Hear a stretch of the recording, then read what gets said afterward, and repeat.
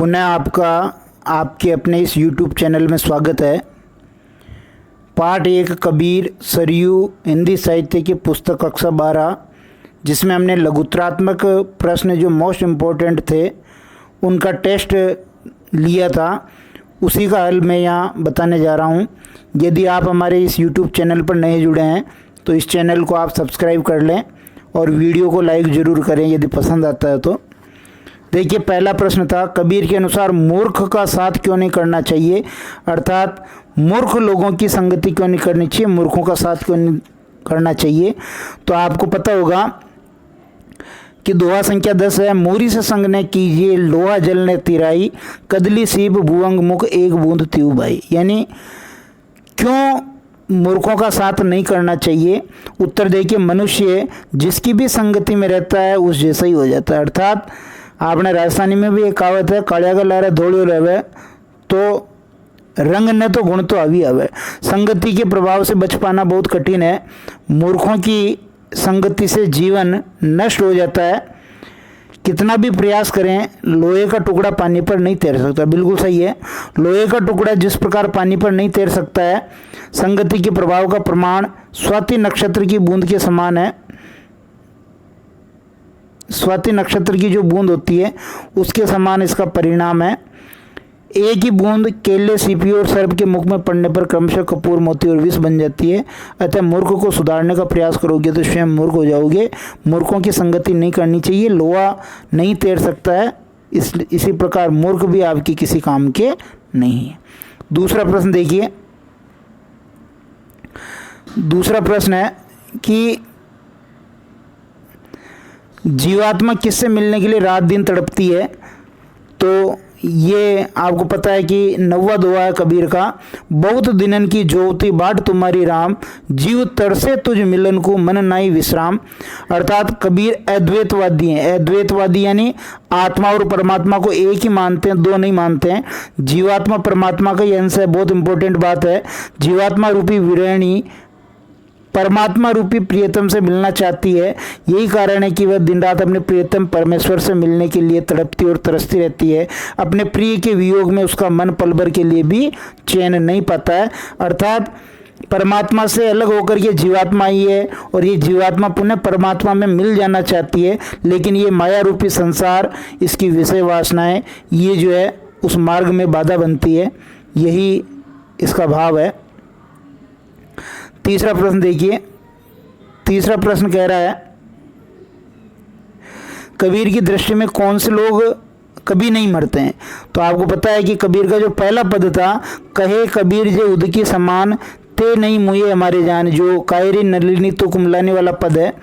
जीवात्मा को ज्ञानियों और दार्शनिकों ने परमात्मा का ही अंश माना, ये भी अपन ने ऊपर बात कर ली। वह हर पल परमात्मा में ही निवास करती है, किंतु जब वह जीव रूप में सांसारिक विषयों और विकारों के संपर्क में आती है तो ब्रह्मवश स्वयं को परमात्मा से भिन्न समझ बैठती है। वो देखती है कि भाई मैं तो परमात्मा से अलग हूँ, जबकि वास्तव में आत्मा जो है, जीवात्मा, वो परमात्मा का ही अंश है और उसके वियोग में दुखी रहा करती है। कबीर ने आत्मा और परमात्मा को एक ही माना। बिल्कुल ठीक है, ऊपर भी हमने बात की। कमलिनी जैसे जल से उत्पन्न होती है और उसी में सदा निवास करती है, उसी प्रकार आत्मा भी परमात्मा से प्रकट होकर सदैव उसी में स्थित रहती है, अर्थात पुनः उसी में मिलती है। कबीर के अनुसार जो ज्ञानी लोग आत्मा और परमात्मा के इस संबंध को जानते हैं वे कभी मृत्यु को प्राप्त नहीं होते हैं। अर्थात जो समझते हैं कि आत्मा परमात्मा एक है, वास्तव में वो लोग मरे हुए नहीं है या कभी मरते नहीं है, वो अजर अमर है। तीसरा प्रश्न इंपॉर्टेंट था। चौथा प्रश्न देखिए कि पीछे लागा जाए था लोक वेद के साथ, इस पंक्ति का आशय स्पष्ट कीजिए। तो बिल्कुल दोहा संख्या 3 आपका कह रहा है, पीछे लागा जाए था लोक वेद के साथ ही, आगे थे सतगुरु मिलिया दीपक दिया आती। इस पंक्ति में कबीर ने गुरु के प्रति अपनी कृतज्ञता प्रकट की है कि क्योंकि गुरु ने उसको सही मार्ग दिखाया है। जब तक गुरु का संपर्क प्राप्त नहीं हुआ था तो कबीर भी बिना सोचे समझे लोकाचार और वैदिक मान्यताओं के पिछलग्गू बने हुए थे, यानी उनका जो अंधानुकरण कर रहे थे। जब गोविंद की कृपा से उन्हें गुरु का सानिध्य प्राप्त हुआ और गुरु ने उनके हाथ में ज्ञान रूपी दीपक थमाया, तब उन्हें दिखाई दिया कि वे तो अंधविश्वास के मार्ग पर चले जा रहे थे। गुरु ने ही उन्हें जीवन उद्धार का मार्ग दिखाया। कबीर ने योग साधना पर बल दिया। बिल्कुल सही है, योग साधना का उनका जो है प्रयास है। 5वां प्रश्न देखिए। 5वां प्रश्न कह रहा है कि परब्रह्म के संबंध में कबीर ने कईबे को शोभा नहीं देखे ही प्रमाण, ऐसा क्यों कहा है? बिल्कुल सही है। ये अगर आप देखेंगे तो जो 2वां संख्या है ये 6 है। पारब्रह्म के तेज का कैसा है अनुमान, कईबे को शोभा नहीं देखे ही प्रमाण। कबीर निर्गुण भक्ति धारा के कवि हैं। उनकी मान्यता है कि ब्रह्म सर्वव्यापक और तेज स्वरूप है, जो निराकार है, गुण रहित है, उसका वर्णन कर पाना संभव नहीं है। कबीर ने इस पंक्ति द्वारा यही बात कही है, यदि कोई ब्रह्म के स्वरूप के बारे में बताना चाहेगा तो उस स्वरूप को नहीं बता सकेगा, क्योंकि ये तो गूंगे का गुण है। अतः परमात्मा के स्मरण, चिंतन और भक्ति से उसका जो भी रूप साधक के अंतःकरण में प्रकट हो वही परम ब्रह्म का प्रामाणिक स्वरूप है। बिल्कुल ठीक है। 6ठा प्रश्न देखिए। 6ठा प्रश्न, ना हो देखो और के और ना तुझ देखन देऊं, इसमें किस प्रसंग में ये बात कही है? तो कबीर स्वयं को प्रियतम राम यानी ईश्वर की बहुरिया विरणी के रूप में प्रस्तुत करते हैं, अर्थात जो प्रियतम है वो तो परमात्मा है और जो कबीर की जीवात्मा है वो विरणी नायिका है। वह अपने प्रियतम परमात्मा को अपनी आंखों में बसाना चाहती है ताकि कोई और वहाँ ना आ सके। अर्थात अगर परमात्मा आंखों में बस जाएंगे तो सांसारिक विषय वासनाओं के लिए कोई जगह नहीं होगी। नेत्र बंद करके वे किसी और को भी नहीं देख पाएंगे, उनके प्रियतम को भी किसी की नज़र न लगे। कबीर की अनन्य भक्ति भाव की अभिव्यक्ति हुई है, अनन्य भक्तिशीलता यहाँ दिखाई गई है। फिर देखिए 7वां जो प्रश्न है, कबीर ने संसार की तुलना सेमल के फूल से क्यों की? सेमल यानी सालमली के वृक्ष पर एक लाल रंग का फूल आता है, ये देखने में सुंदर होता है। ये चटक लाल रंग के कारण सबको अपनी तरफ आकर्षित खींचता है, सबका मन मोह लेता है। तो वो सेमल का फूल ही ये संसार है और संसार के बहुत सारे आकर्षण है। इसलिए कबीर के अनुसार सांसारिक सुख भी बाहर से कई बड़े आकर्षक और प्रिय लगते हैं और इनका परिणाम निराशाजनक और दुखदायी होता है। तो सेमल का फूल जो है जिस प्रकार आकर्षण करता है, संसार के राग रंग भी मनुष्यों को आकर्षित करते हैं और इसी चक्कर में वो परमात्मा की भक्ति छोड़ देता है। 8वां प्रश्न देखिए, नलिनी के कुमलाने का कारण कबीर को क्या प्रतीत होता है? पद के आधार पर स्पष्ट कीजिए। ये अपन पहले ही बात कर चुके हैं कि जो नलिनी है वो जीवात्मा का प्रतीक है और जीवात्मा जब तक परमात्मा की भक्ति करेगी उसको कोई दिक्कत नहीं है दुख पाने का, लेकिन जैसे ही वो परमात्मा की भक्ति छोड़ करके सांसारिक विषय वासनाओं की भक्ति करने लगेगी उसको दुख हो ही है। इस पद में कबीर ने नलिनी और सरोवर के जल के परस्पर संबंध द्वारा जीवात्मा और परमात्मा के तात्विक संबंध पर प्रकाश डाला है।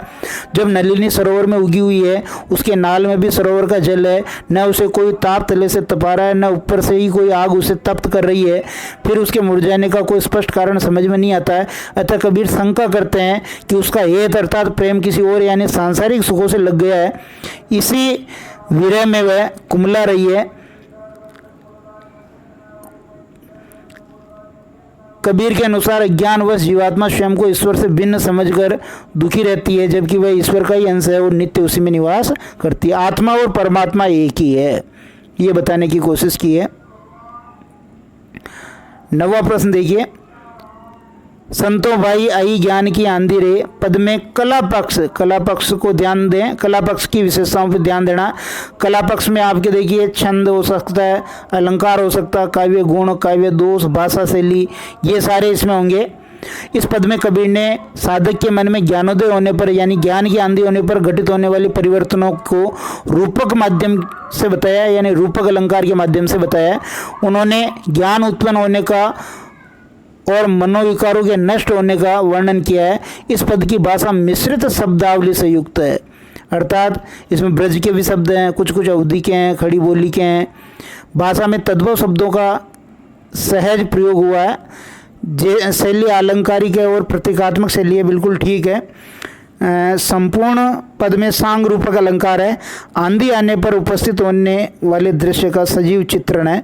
सांग रूपक अलंकार है एक तो, और प्रतीकात्मक शैली है, अलंकारिक शैली है, और एक दृश्य यहाँ दिखाया है कि आंधी आने के बाद ईश्वर प्रेम की वर्षा कैसे होती है, शांत रस इसमें है। अंतिम प्रश्न देखिए 10वां प्रश्न क्या कह रहा है? 10वां प्रश्न कह रहा है कि कबीर ने माया का कूड़ कपट किसे कहा और इससे कैसे मुक्ति मिल सकती है? संकलित पाठ के आधार पर बताइए।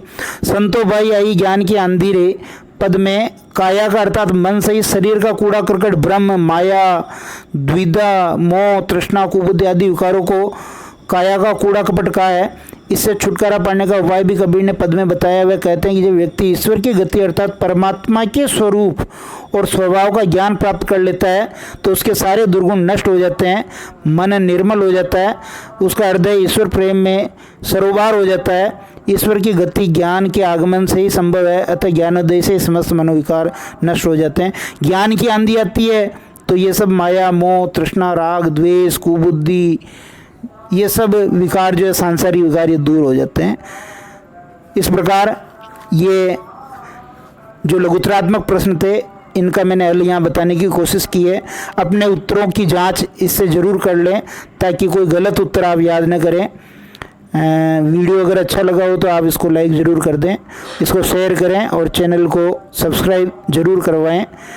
शीघ्र ही हम जो तुलसीदास है उसके प्रश्नों के टेस्ट को लेकर के आएंगे। अपनी जो टीचमेंट जो ऐप है उस पर लाइव क्लास चलती है प्रतिदिन शाम को 6 बजे, आप उसको ज्वाइन कर सकते हैं। मुझे मैसेज करके बता दें, मैं आपको जो है ज्वाइन करवा दूंगा। बहुत बहुत धन्यवाद।